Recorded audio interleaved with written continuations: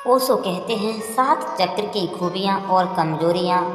आप देखेंगे ओशो का ज्ञान चक्रों का अर्थ है कि भीतर का जो दूसरा शरीर है, प्राण शरीर, वह 7 जगहों से इस शरीर को स्पर्श करता है और उन्हीं 7 द्वारों से इस शरीर को शक्ति मिलती है और प्राण मिलते हैं। पहला चक्र शरीर के पीछे, जो भी उस शरीर के पीछे पूँछ होती है, हड्डी होती है रीढ़ की, उसमें से सबसे आखिरी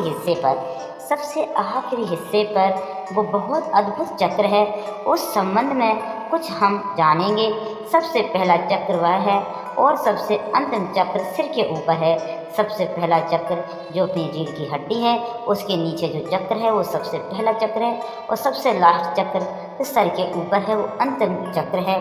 फिर बीच में 5 चक्र हैं और ये नंबर 2 का चक्र जनन इंद्रियों के पास है, वह सेक्स ऑर्गन के पास है। वह चक्र ही काम को, सेक्स को प्रभावित करता है और आंदोलित करता है। दूसरा केंद्र नाभि का केंद्र है। नाभि का केंद्र फियर और भय का केंद्र है। जैसे जनन इंद्रियों का सेक्स का केंद्र है, वैसे ही नाभि का केंद्र भय का केंद्र है। यह शायद आपको ख्याल में आया होगा कि जब भी आप भयभीत होंगे, नाभि में आपको एक घबराहट सी होगी, आपको डर लगेगा। इसलिए बहुत भय की अवस्था में किसी का मल मूत्र भी छूट सकता है। उसके छूटने का और कोई कारण नहीं, नाभि इतनी सक्रिय हो जाती है कि पेट को खाली करना जरूरी हो जाता है, अन्यथा नाभि सक्रिय नहीं हो सकती। नाभि भय का केंद्र, जिन लोगों के भय का केंद्र बहुत सक्रिय है, उनको थोड़ा नाभि पर ध्यान देना अत्यंत जरूरी है। इसलिए बहुत प्राचीन समय से जिन लोगों को युद्ध की शिक्षा दी जाती, उनके नाभि केंद्र को ही सबल करने की कोशिश की जाती। भय वहीं पकड़ता है, जब डर भय लगता है तो नाभि को पकड़ता है, भय और कहीं भी नहीं पकड़ता। कभी आपको भय खोपड़ी में नहीं पकड़ेगा, जब भी भय पकड़ेगा पेट में पकड़े। और स्त्रियां ज़्यादा भयभीत होती हैं, उसका कुल कारण इतना है कि स्त्री को पेट में गर्भ रखना पड़ता है और उसका नाभि केंद्र निरंतर निर्बल और कमज़ोर होता चला जाता है। स्त्री और पुरुष के बीच भय का और कोई भेद नहीं है और इसलिए पश्चिम में जैसे जैसे स्त्री बच्चों को पैदा करने से इनकार कर रही हैं, उनका भय समाप्त होता चला जा रहा है। अगर स्त्रियां कुछ समय तक बच्चे देना बंद कर दे तो वे करीब पुरुषों जैसी हालत में खड़ी हो जाती हैं। इसलिए दुनिया के जिन कामों में भी स्त्रियां पुरुषों जैसी हैं, कहीं भी काम करने में स्त्रियां पुरुषों के बराबर काम कर रही हैं, जैसे होने की पुरुषों जैसे काम करने की कोशिश कर रही हैं, वहाँ वह माँ बनने से इनकार कर देती हैं, माँ बनने से इनकार करना शुरू कर देती हैं, क्योंकि पुरुष नहीं बना जा सकता जब तक कि माँ बनने की प्रक्रिया जारी रहेगी। जब तक उनमें माँ बनने की प्रक्रिया जारी रहेगी, जब तक वो पुरुष नहीं बन सकती हैं, पुरुष जैसी सोच, पुरुष जैसा निडर नहीं बन सकती हैं, क्योंकि वो जो माँ बनने की स्थिति है वही सारे व्यक्तित्व को भय से भर देती है। वो जो नाभिक केंद्र है वह भय का केंद्र है। जब आप भयभीत होंगे तब आपका पाचन एकदम खराब हो जाए, चिंतित होगे, पाचन खराब हो जाएगा। इसलिए चिंता और भय के कारण दुनिया में आज बहुत भय है और बहुत चिंता है। अल्सर की बीमारी का और कोई कारण नहीं है। बादी हजम होता है ना, इस बीमारी का और कोई कारण नहीं होता। जितना भयभीत और चिंतित आदमी होगा, पेट की सारी व्यवस्था धीरे धीरे विकृत और खराब होती चली जाएंगी उसकी। यह ध्यान रखना जरूरी है कि अगर काम केंद्र सक्रिय हो तो आदमी जिस धर्म को जन्म देगा, जिस तरह के धर्म को मानेगा, वह धर्म किसी न किसी तरह से सेक्सुअल आर्गी का धर्म होगा।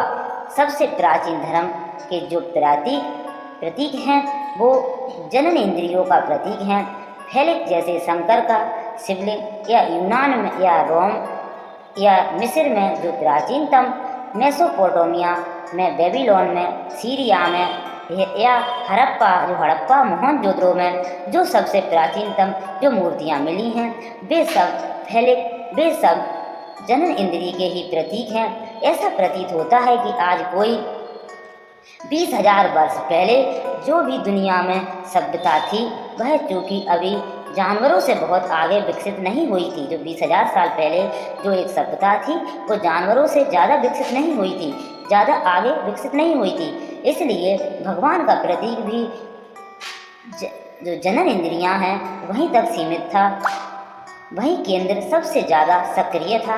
उस केंद्र के बाद जैसे जैसे मनुष्य थोड़ा समझा, थोड़ा बुद्धिमान हुआ और थोड़ा पार हुआ वासना के, जब वासना से थोड़ा पार हुआ वासना के और भी उसने कुछ सोचना शुरू किया, भगवान की जो प्रतिमा बननी शुरू हुई वह भयभीत करने वाली हुई। वह भयभीत करने वाले भगवान की थी। ओल्ड टेस्टामेंट में या पुराने भगवान के जो रूप हैं रुद्र का, वह सारे के सारे रूप घबराने वाले, डराने वाले रूप। ऐसा प्रतीत होता है कि मनुष्य का जो दूसरा केंद्र है वह भय का है।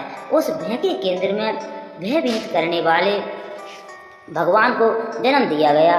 वह जो मंदिर में हाथ जोड़कर प्रार्थना करने वाला आदमी है, भगवान के चरणों में सिर रखने वाला आदमी है, जो कब रहा है और कहता है कब कर, हे भगवान बचाओ। अगर वो थोड़ा भी ध्यान रखेगा तो उसे पता चलेगा उस प्रार्थना करने के क्षण में उसकी नाभि का केंद्र सबसे ज़्यादा सक्रिय होगा। जब वो दुखी होगा, घबराया होगा और वह भगवान से प्रार्थना कर रहा होगा कि हे भगवान तुम ही मेरी रक्षा कर सकते हो, मैं बहुत संकट में हूँ, मेरी रक्षा करो ईश्वर, हे परमात्मा मेरी रक्षा करो। जब उसका जो नाभि का केंद्र है वो सबसे ज़्यादा सक्रिय होगा।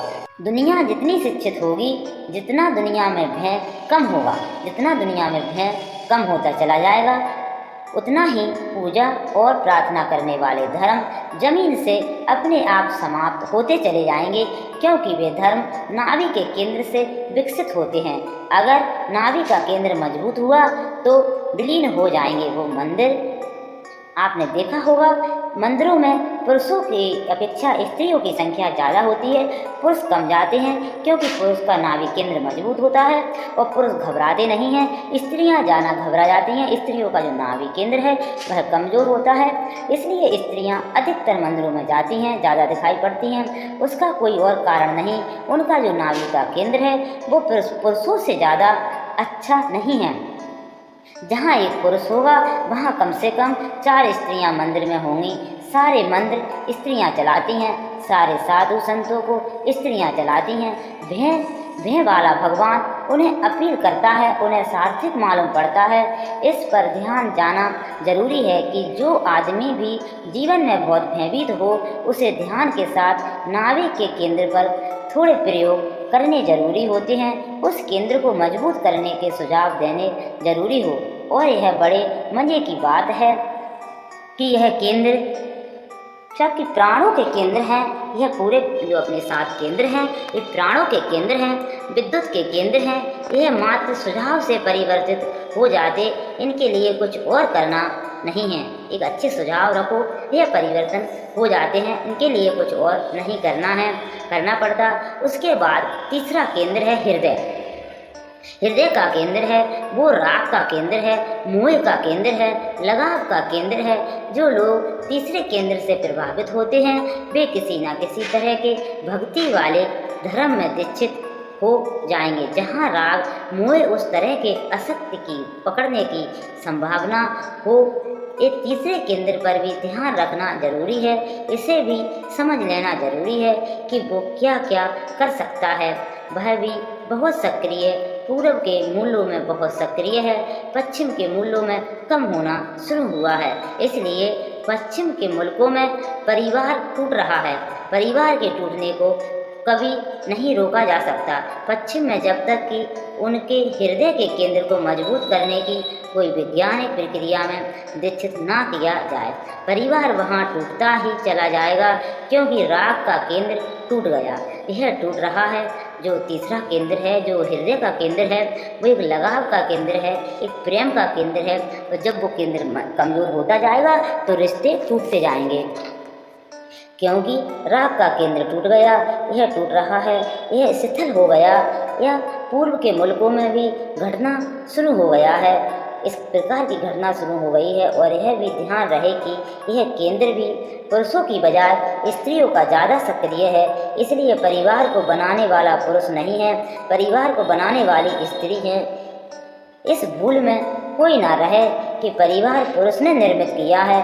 पुरुष परिवार निर्मित कर ही नहीं सकता, परिवार पुरुष के बावजूद निर्मित हो गया है। पुरुष तो परिवार से प्रतिपल भागने की चेष्टा में रहता है, वो तो प्रतिपल भाग जाना चाहता है। उसका कोई राग का केंद्र उतना तीव्र नहीं है। स्त्री ने सारी की सारी सभ्यता खड़ी की है। जो सभ्यता है वो सारी की सारी सभ्यता स्त्री ने खड़ी की है। परिवार और घर उसने खड़ा किया है। पुरुष जन्म से खाना अब दोष है, वो भटकने वाला है। वो भटकता रहे उतना सुखी होगा, जितना भटके उतना सुखी होगा। स्त्री एक जगह खूंटी गाल के बैठ जाना चाहती है। भटकना उसे बहुत कठिन मालूम पड़ता है। भटकना उसके मन की बात नहीं है। कहीं वह लगाव बांध ले, कोई छोटी जमीन हो, कोई छोटा मकान हो जाए, वह बैठ जाए। और इसलिए परिवार कैसा ही परिवार और पुरुष उसमें कभी भी केंद्र नहीं है। वो उसकी परिधि पर घूमता रहता है, उसकी परिधि स्त्री बन जाती है। वह जो केंद्र है, राग का केंद्र, उस केंद्र पर भी विचार करना समझना जरूरी है कि मेरे व्यक्तित्व में बहुत महत्वपूर्ण है या नहीं। अभी मैं सिर्फ समझा रही हूँ कि यह केंद्र क्या, जो ओशो हैं वो कह रहे हैं कि मैं यह समझा रहा हूँ कि यह केंद्र क्या काम करते हैं। फिर हम आगे उसकी बात को सोच सकते हैं, उनसे और क्या काम लिया जा सकता है। उस केंद्र के बाद कंठ का केंद्र है। यह केंद्र व्यक्तित्व को वाणी देता है, विचार भी देता है। और जिन लोगों का कंठ का केंद्र बहुत सक्रिय है, उनका जीवन अक्सर सिर्फ विचार करने में, बातचीत करने में खो जाता है। वे कुछ और नहीं कर पाते। मौन की साधना इस केंद्र को निष्क्रिय करने की साधना है। उसके बाद दोनों आँखों के बीच वो छठवां केंद्र है, वो एक छठवां केंद्र है जो आँखों के बीच है। वह आज्ञा चक्र है, वह बहुत महत्वपूर्ण चक्र। उस चक्र के द्वारा ही व्यक्ति अपने व्यक्तित्व को रूपांतरित करता है या रूपांतरित कर सकता है। लेकिन हमारी आज्ञा चक्र भी बहुत हैं, हम अपने को कोई आज्ञा ही नहीं दे सकते हैं। अगर एक आदमी रात को तय करता है कि कल सुबह 4 बजे उठूँगा, सुबह 4 बजे पता है कि वह खुद ही कह रहा है कि आज रहने दे, बहुत सर्दी है, फिर कल देखेंगे, सुबह उठकर पछताता है कि और कहता है कि मैंने तय किया था कि 4 बजे उठना है, फिर ये क्या हो गया। आज कसम खाता हूँ कि आज ज़रूर उठूँगा, अब भूलूँगा नहीं। 4 बजे फिर रात, और फिर वो अपने को कहता है कि नहीं, आज जाने दो, फिर कल देखेंगे। सुबह फिर पछताता है। बात क्या है, एक आदमी एक वचन देता है और पूरा नहीं करता। एक आदमी तय करता है यह करूँगा और नहीं कर पाता है। इस सब के पीछे का कारण क्या है? इस सब के पीछे एक ही कारण है, वो जो आज्ञा चक्र है, संकल्प का जो बिल केंद्र का चक्र है। वो बिल का केंद्र हमारा एकदम स्थल है या ना के बराबर। ध्यान करते वक्त दोनों आँखों के मध्य में ध्यान होना चाहिए। वहाँ ध्यान होने से आप जो भी करोगे वो मजबूती से और गहराई से भीतर प्रविष्ट होगा। ध्यान वहाँ रहेगा तो जितनी तीव्रता से आप जो भी करना चाहते हैं वह कर सकोगे। यह आपने ख्याल किया होगा, आपने एक ख्याल किया होगा कि यह जो चक्र है, जब भी आपको निर्णय करना पड़े, कोई डिसीजन लेना पड़े, तो आपके सबसे ज़्यादा भार आपकी दोनों आँखों के बीच में पड़ेगा। जब भी आपको कोई निर्णय करना पड़े, कोई निर्णय लेना पड़े कि मैं क्या करूं, तो मस्तिष्क पर उस जगह भार पड़ेगा जहां मैं कह रहा हूं, दोनों आँखों के बीच में। क्योंकि वही डिसीजन वहीं से डिसीजन लिए जाते हैं, वहीं आज्ञा ली जाती है, वहीं संकल्प किए जाते हैं। और जो व्यक्ति वहाँ संकल्प लेने में समर्थ हो जाता है, उसके संकल्प पूरे होने शुरू हो जाते हैं। वो जो वहाँ निर्णय करता है, वो निर्णय पूरे होने शुरू हो जाते हैं। वो जो वहाँ चाहता है अपने व्यक्तित्व में, वो फर्क होने शुरू हो जाते हैं। यह बड़े आश्चर्य की बात है कि हमारे व्यक्तित्व को बदलने के लिए बहुत काम करने का उतना सवाल नहीं है जितना संकल्प करने का सवाल है। संकल्प सूत्र है व्यक्तित्व को बदलने का काम नहीं, लेकिन संकल्प होना चाहिए पूर्ण, और पूर्ण संकल्प शरीर के और किसी कोने पर नहीं लिया जाता। पूर्ण संकल्प अज्ञात चक्र में लिया जाता है, जो अज्ञात चक्र दोनों आइब्रो के बीच में होता है। इसलिए समस्त ध्यान की प्रक्रिया अज्ञात चक्र के पास ही घूमती है, केंद्रित होती है, क्योंकि ध्यान वहीं से गहरा प्रविष्ट हो सकता है और अंत में जा सकता है। अगर आप अफ्रीका के जंगली आदमियों से पूछें या ऑस्ट्रेलिया के बसमैन से पूछें या अमेजन के जंगलों में रहने वाले आदिवासी से पूछें तो आप हैरान हो जाएंगे एक बात जानकर। जब पहली बार इन आदिवासियों को यह खबर लगी कि दुनिया के दूसरे लोग सिर से सोचते हैं तो बहुत हंसने लगे। उन्होंने कहा, सिर से कोई सोच ही नहीं सकता, हम तो पेट से सोचते हैं। आदिवासी पेट से ही सोचता है, वह जो मैंने नाभि का चक्र कहा उसी से सोचता है, वो भी पशुओं से। बहुत वह ज़्यादा विकसित हालत में नहीं।